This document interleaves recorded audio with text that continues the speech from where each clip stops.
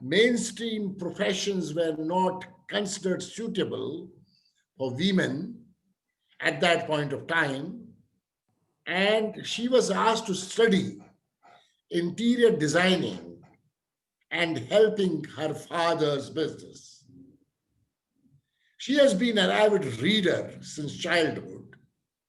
She has been working hard but not getting good grades. However, not confident and lack public speaking skills. But you will see it different today.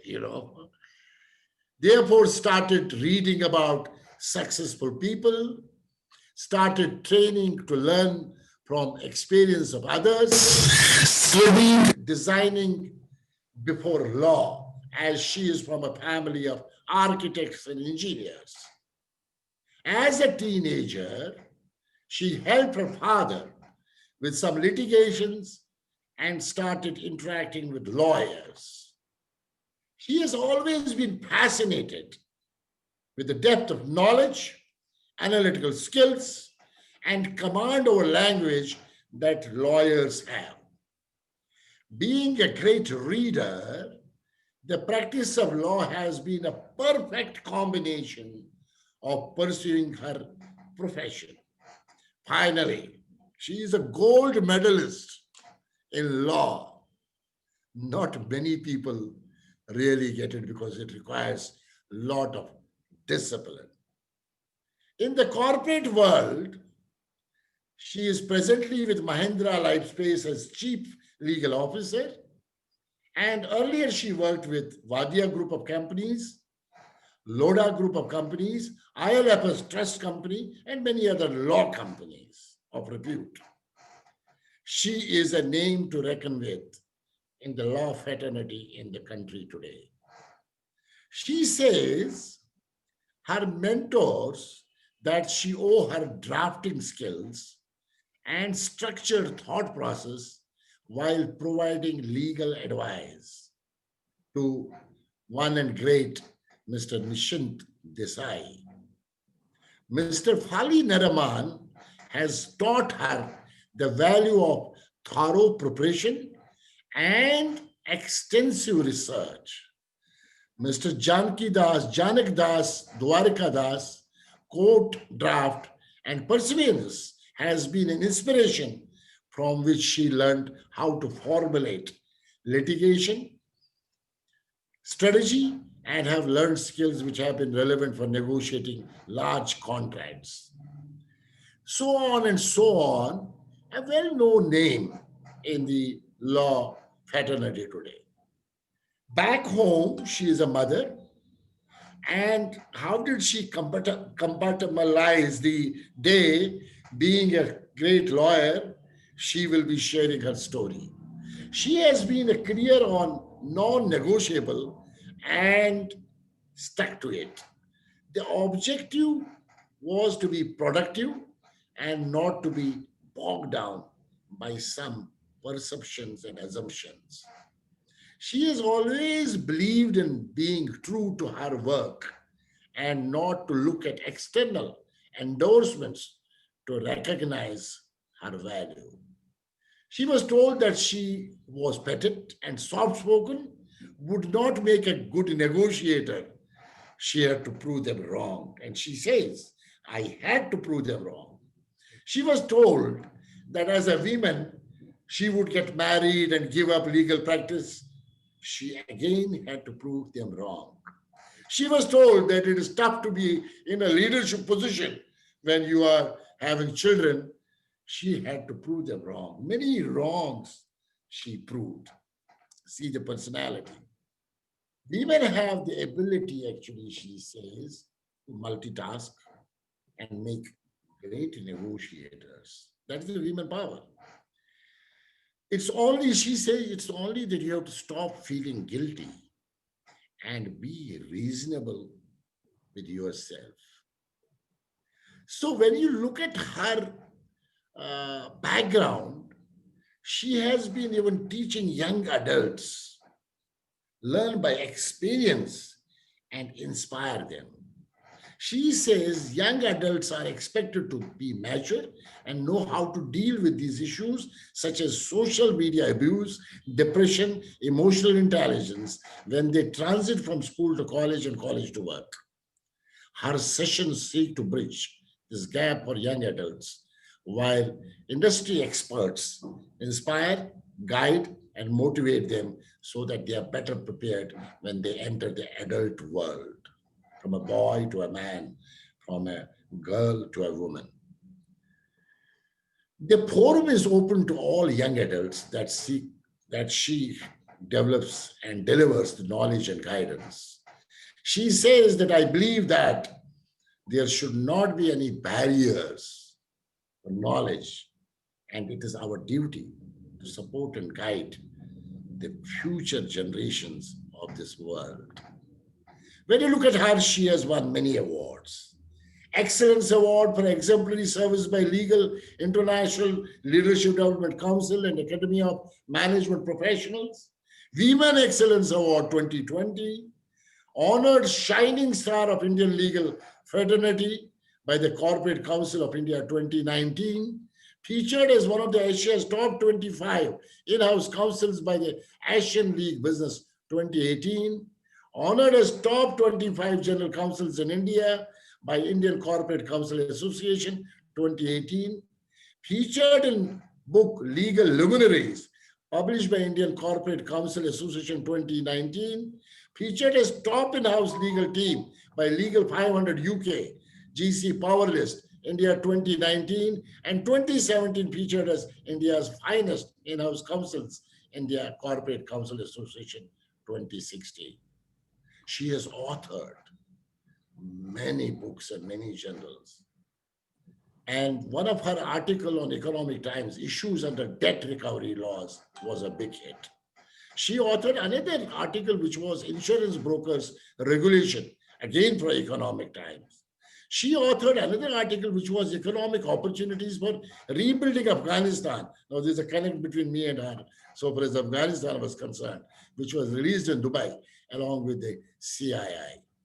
She authored a book on insurance law for the Center of International Legal Studies, Austria, in 2001. She authored an article on internet trading for Economic Times. And there's a huge list of her,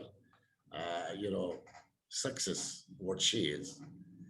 I can go on and on, but I can't keep this dynamic, young, bright, versatile women power waiting. So therefore, ladies and gentlemen, I have the honor of welcoming her to my show, Women Power, a Global Movement. And I would request you have any questions on your platforms, wherever you are, please keep on raising the questions. Those who will come on Zoom, some of them will ask the questions themselves. And I will spend near about 35 minutes with my questions to Parveen first, and then I will request to have your questions.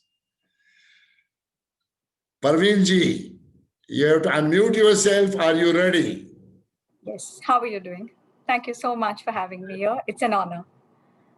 First of all, you look really dynamic and beautiful. God bless you. Allah bless you with all the beauty of your life, beauty of your family, beauty of your profession, beauty of your law fraternity, beauty of our country, and beauty of the world.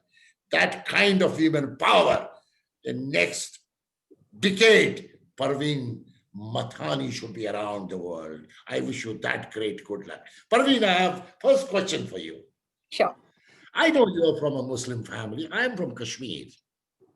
So I know, and I do a lot of programs in Afghanistan, Nigeria, Laos, Cambodia, Bangladesh. I was sharing with you. So I know about the culture. And how was it in a conservative, environment when you were a child? What were those issues? What were those challenges which you faced as a child? How did you conquer them? How did you move forward? I know it must have not been easy for you. It would have been, sweat, blood, and tears. I always call it blood, sweat, and tears because you go through so much of pain. But how did you become gain? From a pain, you became gain, Parveen. How did you do that? Can you share these thoughts with us? Sure. I think I was blessed that I had good parents. They always encouraged a good education. I would credit especially my mother. I am proud to say that even though she had minimal basic education, we were only two sisters, and she made sure that, and she encouraged every decision we wanted to make with regard to our education. One important message that I would like to give every girl, every woman that is watching this right now is a message that my own mother gave to me. She said, your father should be the last man you are dependent on. I'm going to repeat this because it was so powerful, where your father should be the last man you're dependent on. If you get that one principle right, you will do everything in your life, whether you study, whether you work, how you function in your married home, everything, because at the back of your mind, you're not dependent on anybody. So tomorrow, if you're in a bad job, you want to move out, it's fine because you're independent to take that decision. You're in a bad marriage, you wish to move out, you can because you're independent. All the issues that we see globally that women face are due to oppression, due to suppression. A lot within my own community is what I saw with uncles and aunts and in the larger families that we see. And then you think of, where does the fundamental issue lie? It's not an external situation.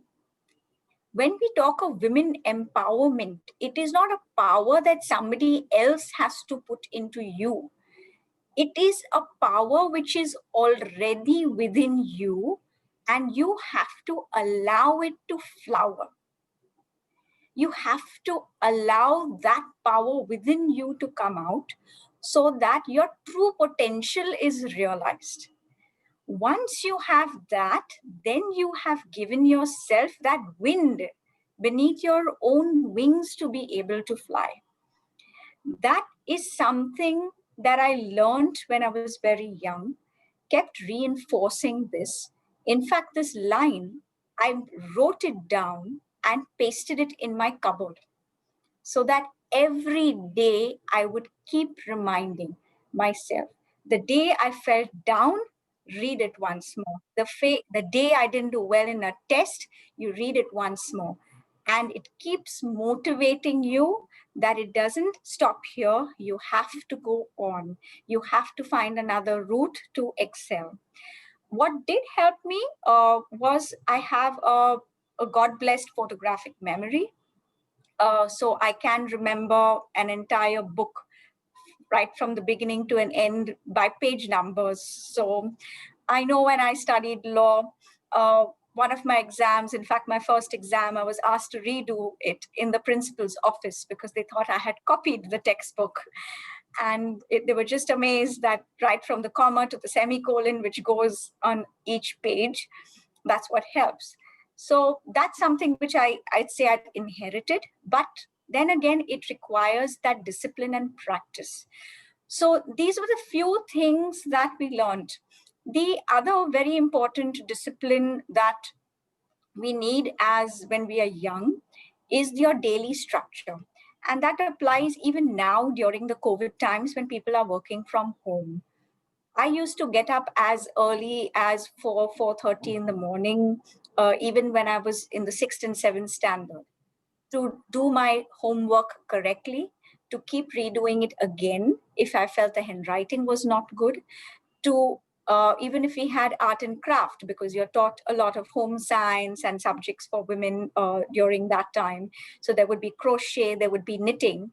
I would take the most difficult, complex design to knit or crochet and spend those many hours in the morning to do it, so that I have the most difficult work done and submitted again within time. Not so much to please anybody else. And that is also important. Don't do things to please your teacher or please your parent. Do it for yourself so that you feel you were better today than you were yesterday. So every day, if we move forward, that am I better today than yesterday, and then go back to tomorrow and say, am I better now tomorrow than I was yesterday? Just look how long away you finally come on your own life's journey.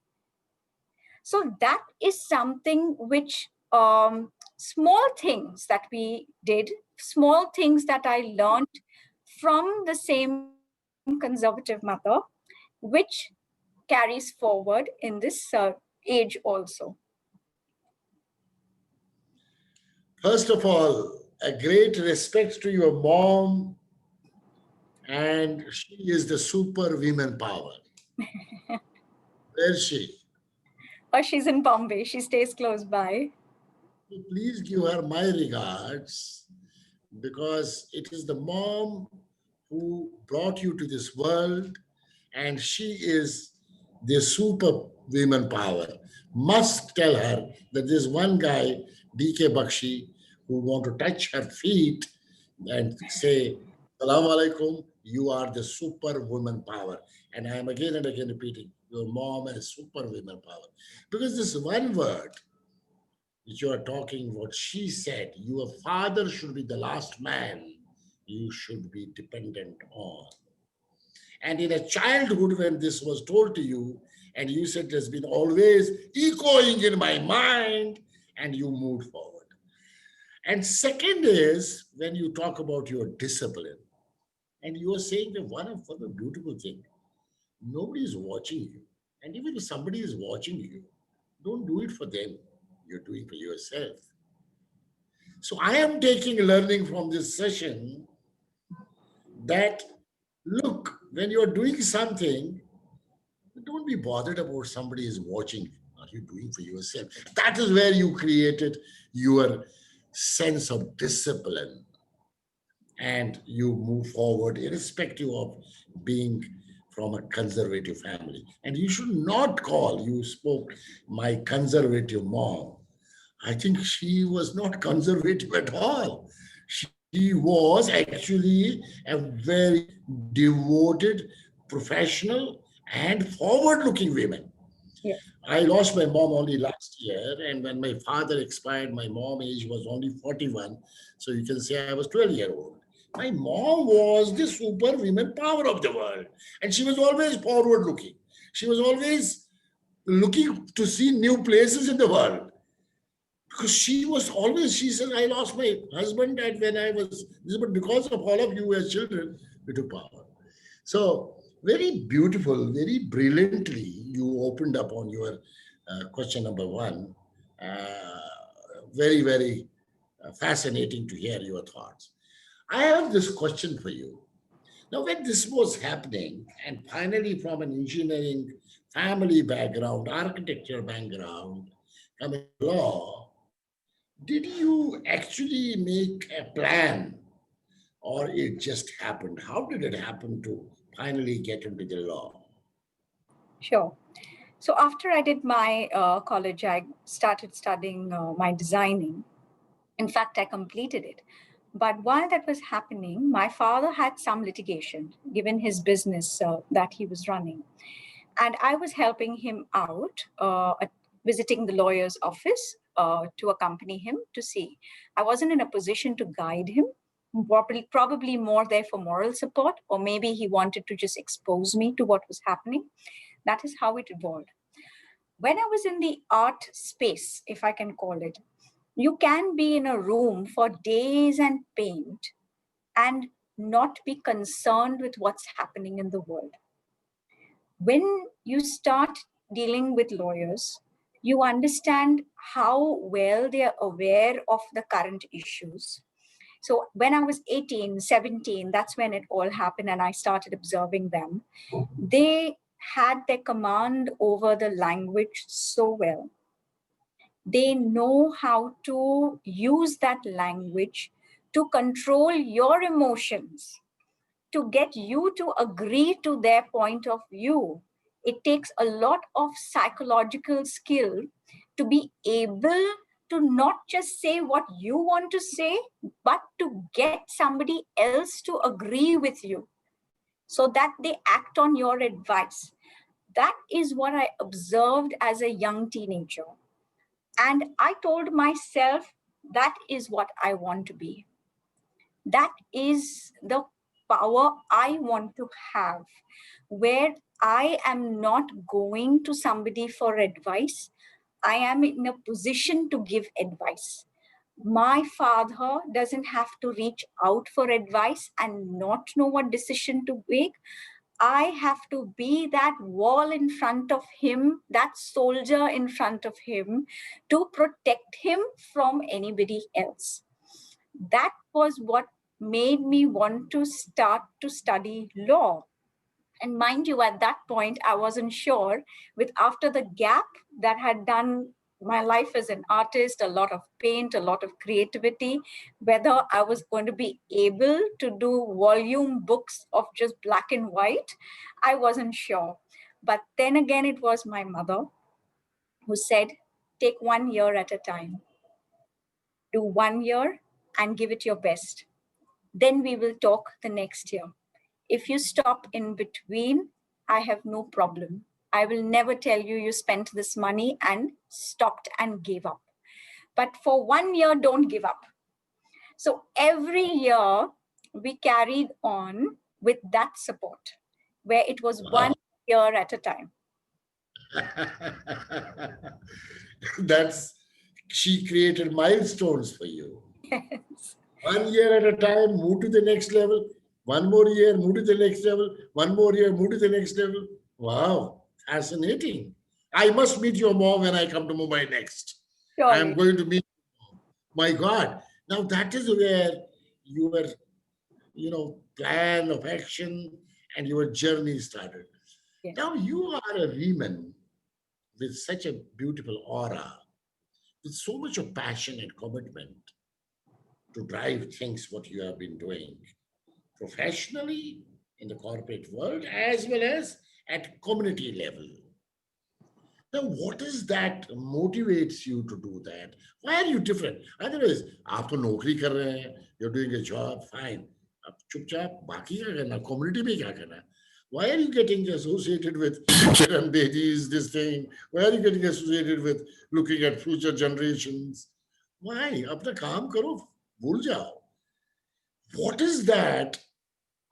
This Parveen, the passion, the attitude, the reach, the victory, the excitement, the enlightenment, and nurture. I repeat, Parveen, P is passion, A is attitude, R is reach, V is victory, E is engagement, E is excitement, N is nurturing. Why this Parveen is nurturing now future leaders and talking about taking community forward? Why? What is that different? What is your motivational fit? I've never thought of my name being said that way. Thank you so much. That was really beautiful. I really appreciate that. It probably made my day. Um, I'll leave you with one thought, actually, two thoughts which really work well. How you do anything is how you do everything. Wow. Okay. So, the smallest of things that you do, how you do anything, is how you will do everything in your life. So, whether you're making a simple cup of tea, writing a small notice at work, or doing a large litigation, or even having a conversation like we are having today, you have to give your 100% every single time.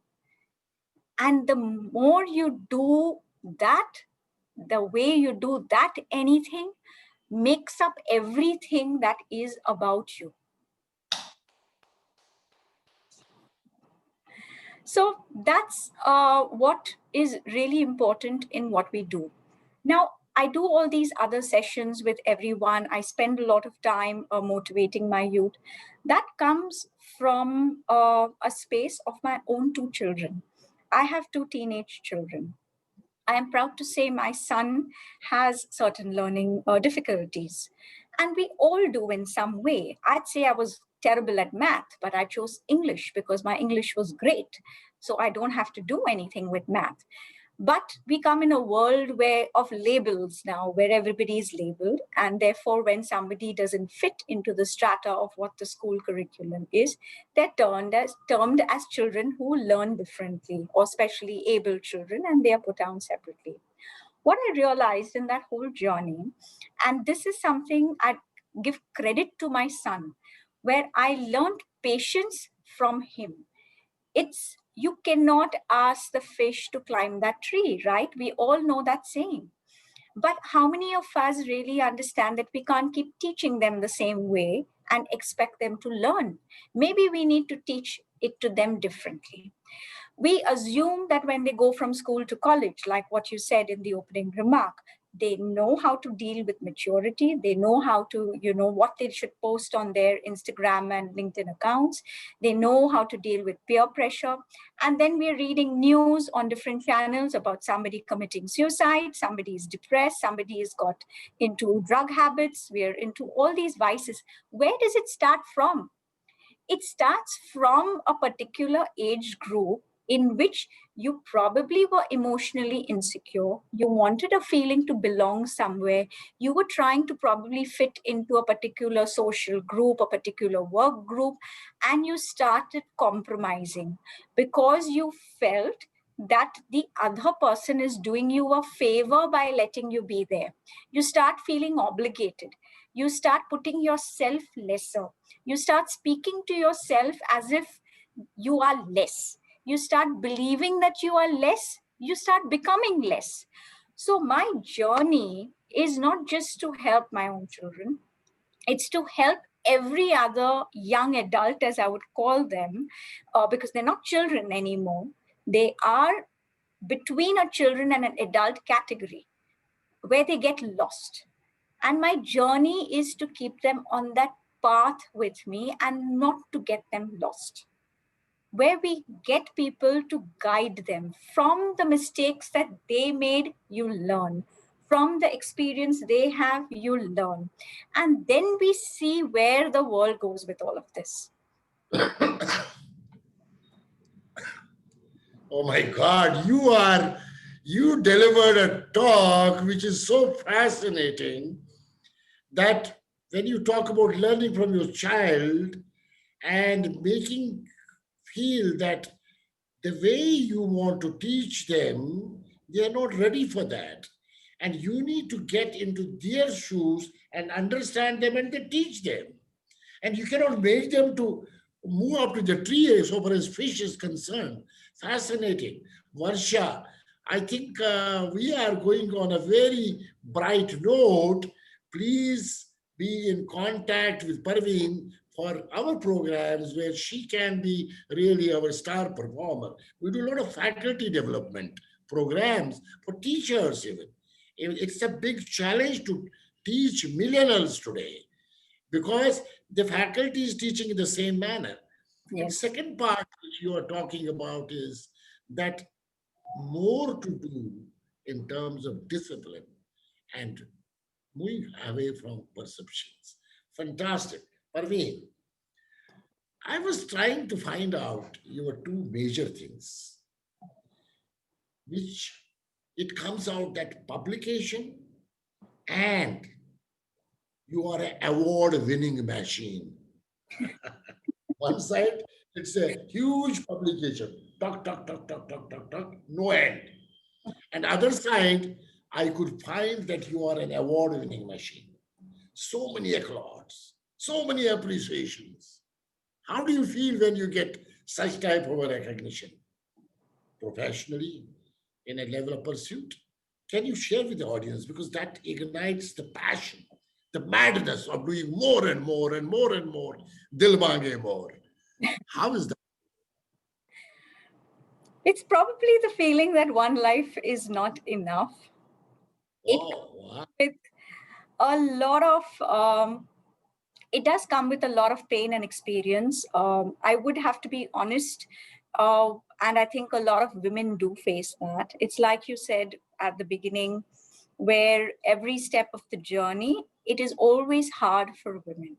The life that we see at the top that you finally reach, the awards that you finally achieve, have come with a lot of pain, a lot of sacrifice. Of course, a lot of support, family support, husband support. I'm not saying both were not there, but by and large, this is the reality of what really women face. And there are two things that are important. One is to not lose yourself there. And when every negative experience that you have, you use that as a stone to step on it, crush it, and move up. So if every time I've worked for an award, or every time I have worked and written an article or done something, it is to prove that I'm not down and out. I cannot be written off that soon. I will come back, and I'm here to stay. Wow. I will come back. Don't write me off. My God, what are you talking? I mean, your thinking is exactly like me when I say, hey, I should have been 30 years younger, then I will conquer the world. This world is not enough for us. We need to have 200 years to work in this world. I don't know whether one day it's possible, but we have to leave this world. You're leading this world with a lot of mark. The way you have built up your personality in terms of publishing, getting awards, and getting more and more. Parveen, you did hold a lot of great positions in the corporate world at various places. I have been in the corporate world 26 years, and last 9 years I have been my own organization, but I am still in the corporate world doing a lot of programs. And in the corporate world, men do dominate so far as women are concerned. There are various challenges which women face. I want to know from you, did you face any challenges when you are in the corporate world? And, how did you mitigate those challenges? And at the same time, there's another thing when you look at your community, at society at large, there would be challenges even from the society point of view, community point of view. So both together, how is this, Parveen, made it happen that irrespective of all odds, I am going to be the brighter, brighter, and brighter every day in my professional pursuits to make a mark in the world? Um, it's a very important question because this question is very close to my heart. There are three people that I would credit for my ability to even continue working. And a lot of women will relate to that. It is not easy to keep continuing to work, to keep continuing to uh, have an ambition for a better position, and to keep climbing the corporate ladder. It is a challenge, and a lot of people in the leadership team drop out or cannot make it because they're unable to give that commitment of time because they have other demands at home with children and they're unable to manage that task. So I'll address it in two parts. I credit my mother because when I had my children, I was ready to probably give up work. She said, I've not had an education, but I educated my two daughters, not so that they sit home, just like me. She said, I'm very young. She got married when she was 16. My sister was born when she was 17. I was born when she was 19. She was one out of a dozen children herself, being the oldest. So she said, I will come to your house and be there for your children so that you do not have to leave them to maids that you're not comfortable with. And again, we'll do it 1 year at a time. If it's not possible for me, I will tell you, and then you can stop. That's one reason I started to continue to work. My husband has been very supportive. He has filled in for me so many times when I've not been able to be there, maybe for a sports day, some teacher meeting, because you're traveling for work or you're in late night negotiations and dinners need to be served, and he would be there. I credit that and I thank God that I have an equal partner who allows me that space. I credit my mother-in-law also for what I have. She had a tough life. She lost her husband early and had children. So, as a housewife, as a woman herself, she knew the hardships that she had faced when the husband passed away so suddenly, and she's left with children to tend for with no career or profession or business of her own. She always told me, I don't want you to ever be in the position that I have been, because when there's no money, it is hard to take care. The family life, the quality of life that they enjoy drops because you suddenly cannot provide for that demands.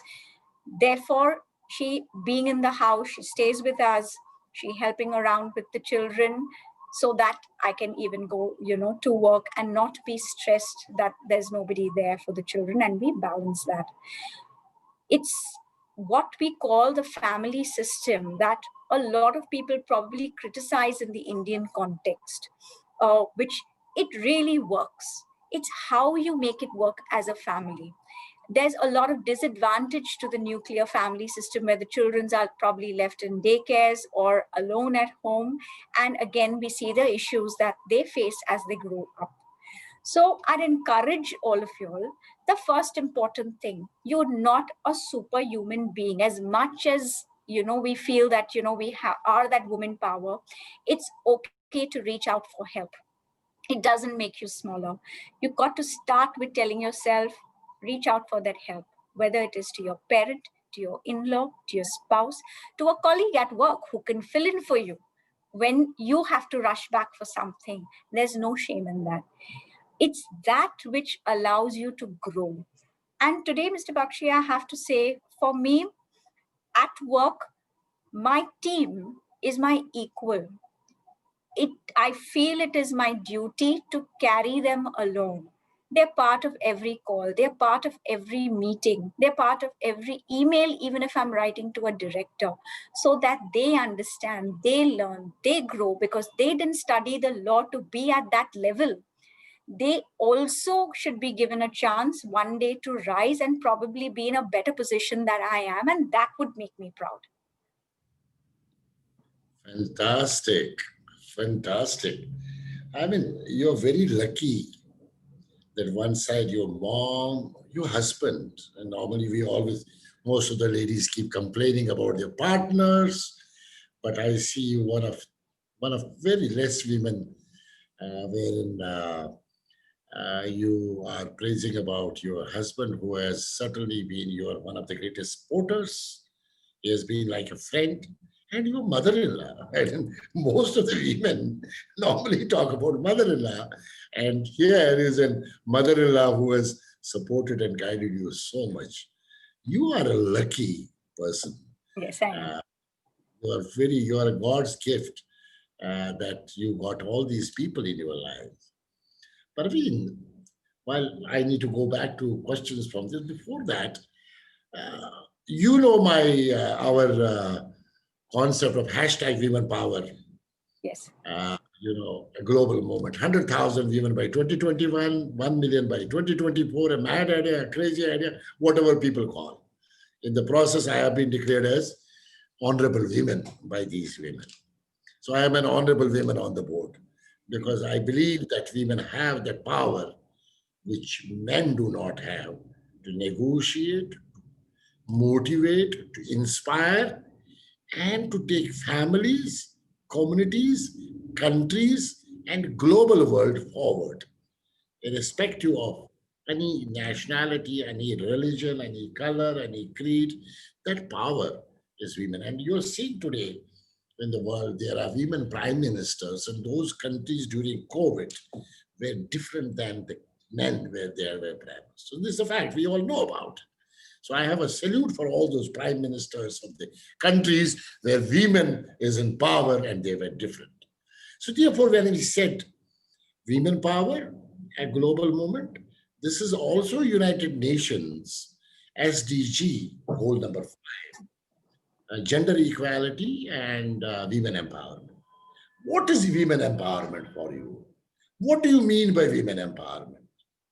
In your own thoughts, what should women get empowerment? Because we all keep on talking about women empowerment and gender equality. But what is Parveen saying on women empowerment?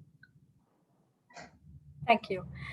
I'd say I'd repeat what I had said slightly earlier also, that women need to stop thinking that they need somebody else to be powerful. You first I start love with that. you. I love you for this. You have to believe that you are capable to achieve whatever you want to achieve. You just have to set your mind to it. What's also important is that women have a tendency to feel less, to negotiate less, probably even ask for less salary. They are honest enough to say what they can do and what they cannot do. At work, I have probably seen many times that the men would say, yes, we can do this, even if they can't, and negotiate it better.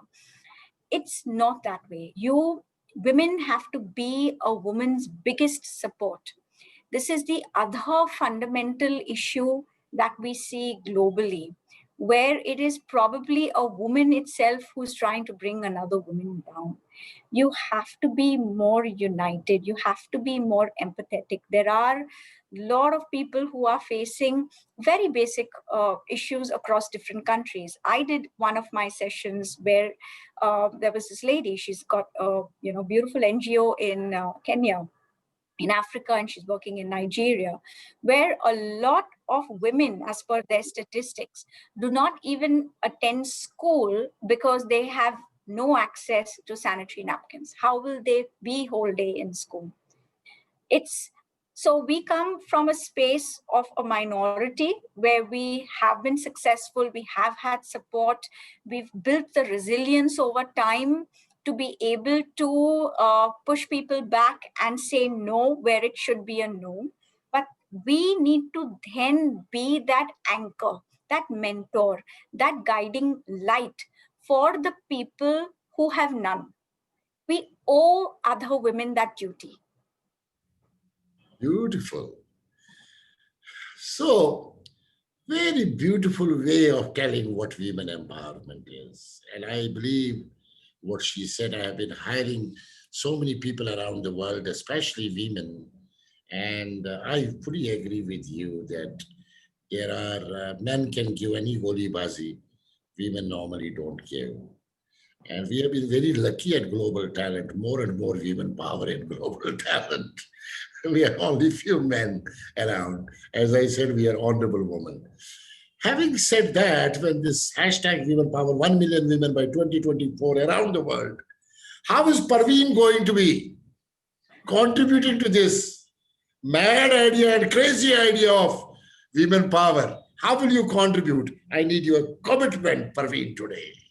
Absolutely. I'm glad you asked that question because I do look forward to any kind of contribution to help women, um, not just women, I would say even men, because a lot of the issues in the world are not because of women committing crimes, it's the men committing crimes on the women. We have to start with teaching our children on how to respect. We need to start that respectful behavior at home. Treat your girl child and the male child as equal. There are so many different areas and genres of categories of people that you can actually train on different subjects so that they address these issues. What is also important that I would be able to commit to is dealing with country-specific issues, because the issues faced by women in a particular country differ from another region. If we take even India as an example, the issues faced in one city will be different by faced in another city, right down to a village, to a tribe. So, how is it that we make this movement a movement which every woman relates to, which belongs to, can reach out to, and I'd be happy to be part of that? Certainly, we would certainly be utilizing your support, your talent in terms of guiding some of the women, not only in India, globally. Like Dr. Kiran Bedi, I repeat, ma'am, Dr. Kiran Bedi, I'm quoting you again. She is our number one women power. And her commitment to this women power cause is fascinating and fantastic. And today, Dr. Bedi, from your e-friends, I have taken Parveen to be supporting our cause of women power, a global movement. Thank you very much for being part of us on this. In the meanwhile, I see a lot of remarks coming in, and I am here looking at Usha Potedar from Rayong, Thailand, is ask my question, but the question what she is asking, I am not able to. Oh, she says that is what you have to have some kind of support, family or otherwise, which can make you break shackles and soar. And then we got Sarifa from Australia saying, it's delight to watch you. She is remarkable. Melanie from Spain is saying, wow, she is. And Parveen and this Usha Raina Potedar, as are you a mother, Parveen? I think Usha ji, she has already replied to your question. Parveen mentioned that she is mother of two. Sarifa already replied to her. So I am seeing that, Hassan Fahimi has joined from England. This is the guy who got us to UN Women training, we are top 60 women of the country, ministers, senators, directors. Hassan Fahimi Saab from UN Women was the chief, and we were with him during that period. And I am ask another question coming from Ramesh Chandra Bhatt. Ma'am, I don't feel that young parents these days distant between a male and a female child. Do they? Can you answer this question? Yes. It's again relevant, and your question is important, but the families that we're talking of, that we treat their girl child and male child equal, are much less in number. We need to find a way to increase the number of that equality treatment. That equality treatment does not exist entirely in the way that we would like it to see. Our reach needs to be larger, to be more of the remote areas, because we're not able to reach that. And that's where the impact of the global issues are coming.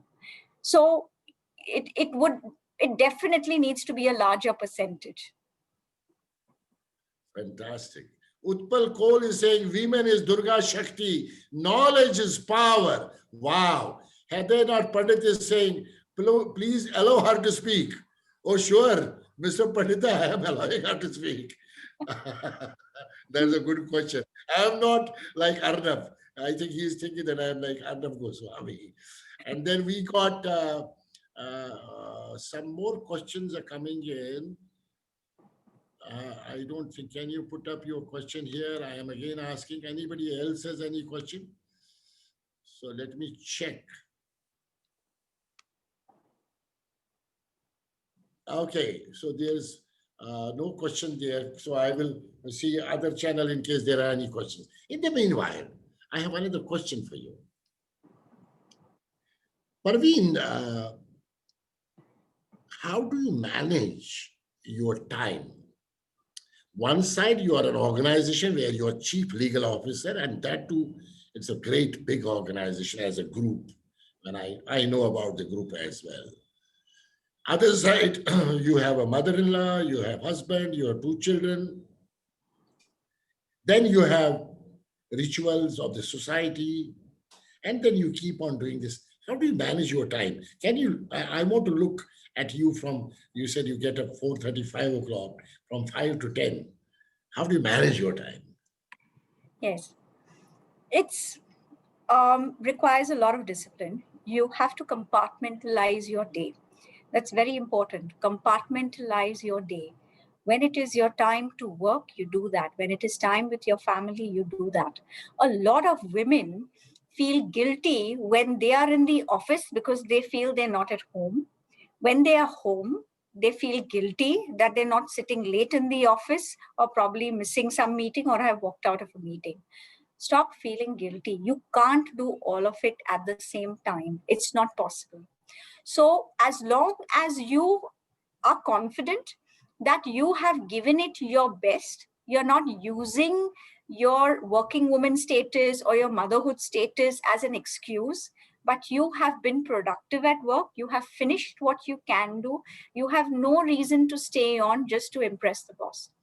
I have always fundamentally, irrespective of whether my bosses, my team, whatever the level is, left the office at the end of normal office hours, whether it's 6 or 6:30.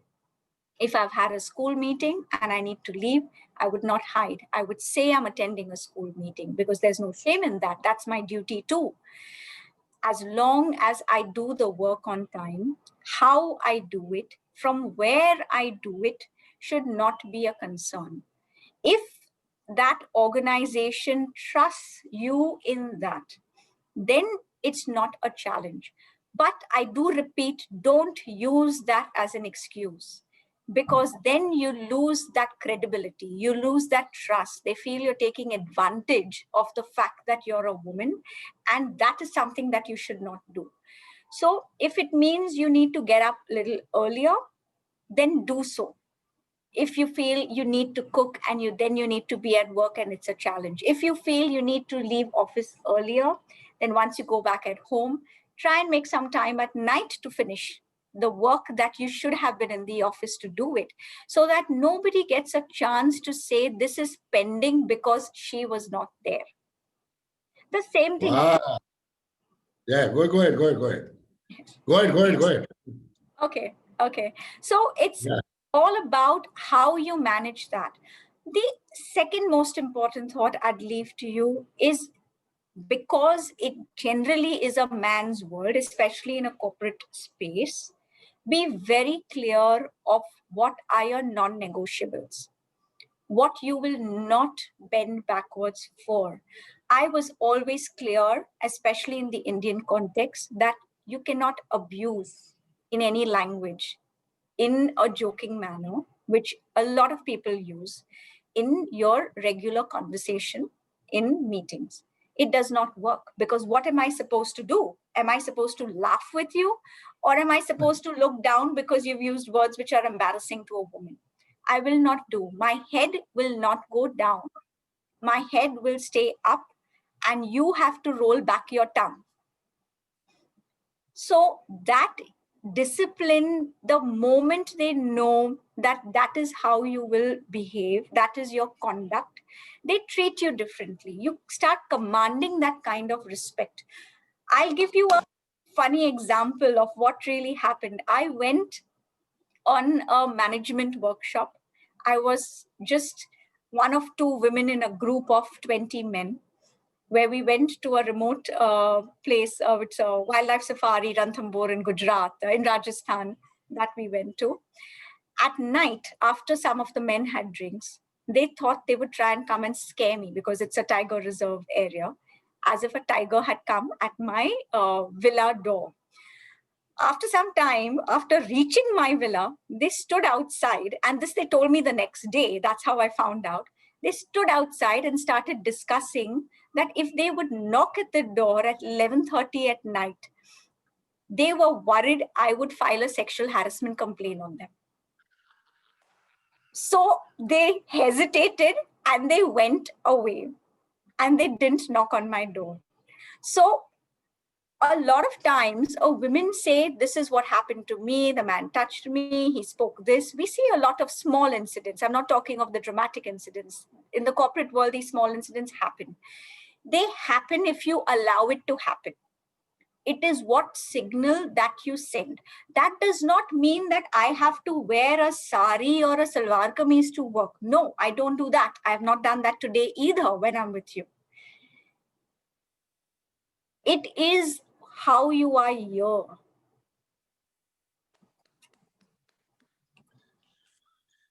I think great lessons for women to really be in the corporate world. In the meanwhile, another question. I appreciate your ideas, ma'am.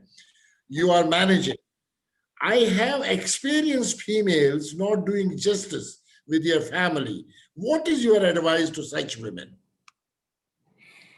I would advise you two things. One is become independent, work hard, because your ability to take a decision if you're not happy within a space is not there if you're not independent. A lot of women, if they're in a bad marriage, cannot really take a decision to walk out of a marriage because they have nowhere else to go. So if you have nowhere else to go, you have to be there. The other important thing is communication. A lot of things can be sorted out by communication. Have you tried talking to your spouse? Have you tried talking even to your children? Because even they have to support you when you're working, right? Whatever your extended family circle is in which you feel you're having a tough time, try talking to them. It is not about the position that you enjoy, which justifies that, okay, only because you're in a senior position, in a leadership position, you're so big in some kind of government, therefore it justifies you being a working person. The answer is no. We all work because we get satisfaction for what we do for ourselves. It doesn't matter what it is. So if you getting satisfaction, that is your me time. Your work is your me time, which should not be taken away from you. It is your fundamental right. So have that conversation. They must understand that. It comes from respect. Does your spouse respect you? Do your in-laws respect you? Do your children respect you? Beautiful. If they respect you, then they must allow you that space. Wow, fascinating you are, Parveen. I can see Ravi Saigal, President of India Thai Chamber of Commerce there. Ask question. I can see Anu Singh from Sukhumvit, Bangkok there. I can see Alok Nigam, CHRO of Bhartiya Group, a well-known name in India, Mr. Alok Nigam there. I can see Chandra Kasatia there. I can see many more people, but who's asking questions? Yes, I got a question here, which is Anshu saying, it is great that you were supported by your family. Yet there are so many girls do not get the support and wish to make a mark in professional arena. What would be your advice? How such girls can solicit that support in a situation of disagreement? Sure. If you feel you're not getting support from your family, there are today a lot of other groups that you can reach out to where women support women.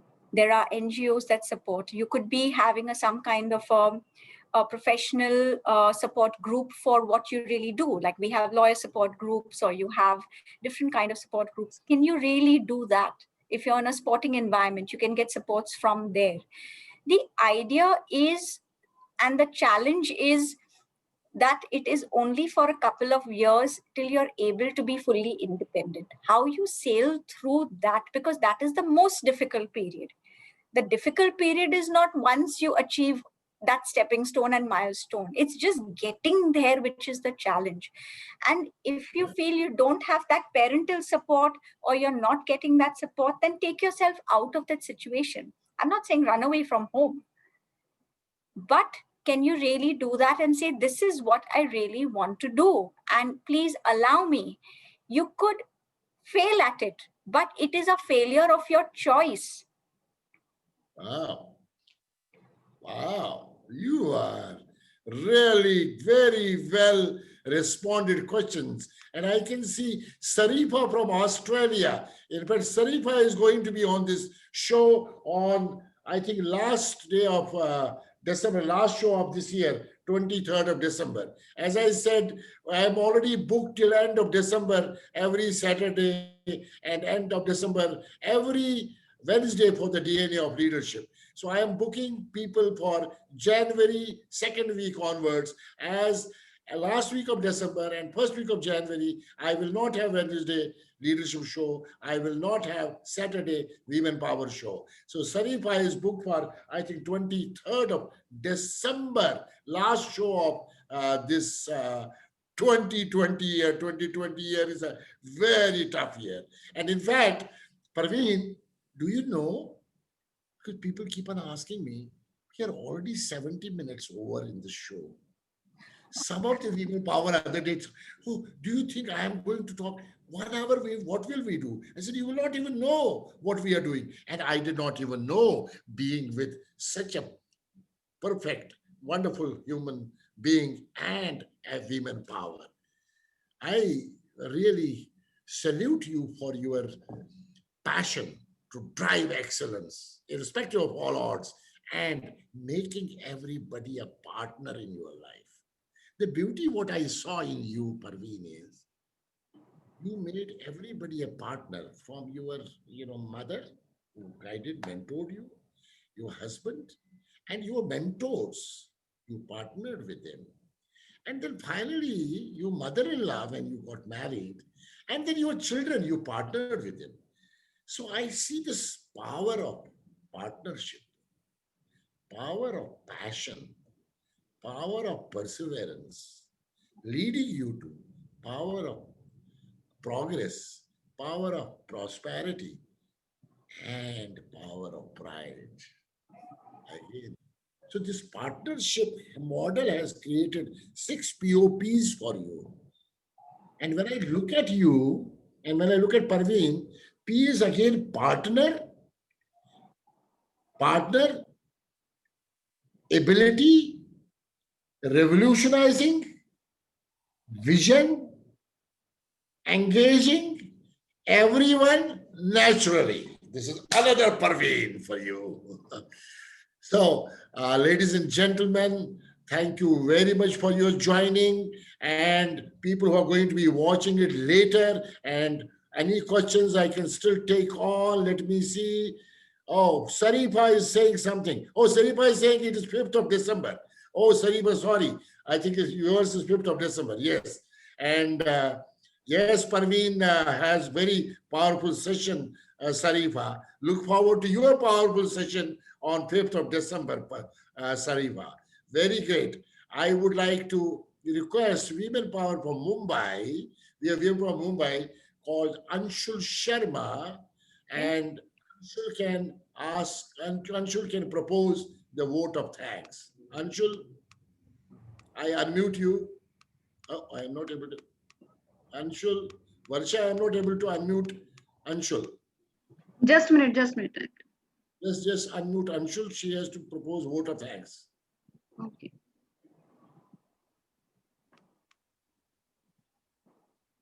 Anshul lives in Navi Mumbai. She is the director of one of the business schools in Navi Mumbai. Anshul, unmute yourself and I'll propose the vote of thanks. Yeah, sure. Thank you so much. And she is not far away from Navi Mumbai. She is at Parel. So you must meet her, and she has given a commitment to be part of Women Power. So the next program which you do in Mumbai Women Power, either webinar or face-to-face also I will be there. I have committed to you. And we may even get Kiran Bedi, whatever we need to do. You need to involve Parveen in Women Power Mumbai. Yes, your vote of thanks. Yeah, certainly. Thank you so much, first of all, Dr. Bakshi, for this wonderful, powerful session today that we have from Parveen. But, one thing that I would say about Parveen, which you missed out because it is not there in her spelling, that she's too beautiful, not only, like by thoughts and by appearance, but even the way she has nurtured, like in her story that I got to know that about, her family also. So that's really wonderful and beautiful, and she's such a powerful Parveen. and we are really we had so much of insightful session, and the best part which I liked about today's discussion was that two things. One is that how you do anything the same way you do everything. So that is one learning that I'm taking forever. And secondly, wherein she quoted that it's not only about women empowerment, but it is about men empowerment also. So that shows, the beauty or of her, the equality thought between today's society. And really hats off to you, Parveen, for today's this wonderful session, and so many takeaways that we have today. And I'm sure like the time is really short for us, and otherwise we would have continued with the session further. But certainly we'll catch up sometime in Mumbai once this COVID situation is completely normal. And as Dr. Bakshi has already taken the commitment from you that you will be supporting our this moment. Sure. And by not 2024, but I think we will achieve that target before that. Sure. Thank you so much for your kind words. I look forward to meeting you all in person. And since you liked these sayings, let me leave one last thought with you. Those who wish to sing will always find a song. So wherever you get lost, you will find that song. अरे वाह, अरे कभी किसी को मुकम्मल जहां नहीं मिलता. I want to tell you, Anshul, I think in the beginning, I did talk about her beauty and beauty of everything. She is an external beauty, and internal beauty was seen in her powerful words she communicated. And Exactly. this dialogue of us, whenever I am going to talk to her or write to her, is my commitment. I will write to her, Parveen, when you do anything, it will give you everything. I will always talk to her with this, always, because that's a big learning for me. And the issue is not the beauty of face, issue is beauty of heart. And she has exhibited beauty with brains, beauty of heart, and she has given us a lot of wonderful tips. And I am personally excited and thrilled. And I told Varsha that you will certainly be part of my program somewhere, anywhere in the world, which is going to be there, because I believe that you can bring in a lot of value add to my life, and to the life of other people. So, Parveen, from the core of my heart, I would like to thank you for your time and wish you all the best. May you excel in the world of phenomenal lawyer, where in next 1 decade you become one of the best and the best and the best and the best and the best and the best and the best lawyers of the world. Because duniya muthi mein hai, and together we might have a journey of excellence. And wish you all the best. Good night. Thanks for your time. Shabba khair, and God bless you. Allah bless you. Thank you so much. Thank you all. Ladies and gentlemen, thank you very much for watching us. Those who are going to be watching later, keep on putting your comments, and we will keep on getting some answers from these wonderful women of substance, wonderful women of elegance. By end of 21, when the series, end of 21 December, when the series will be finished, I will put up a digital book of all the interviews starting from Dr. Kiran Bedi up to December 2021. It will get into the entire world. That's my commitment. And women power. Hashtag women power, a global movement. Thank you very much. All the best, Parveen. All the best to everybody who is here and who's not here. Shabba khair. Good luck. Good night.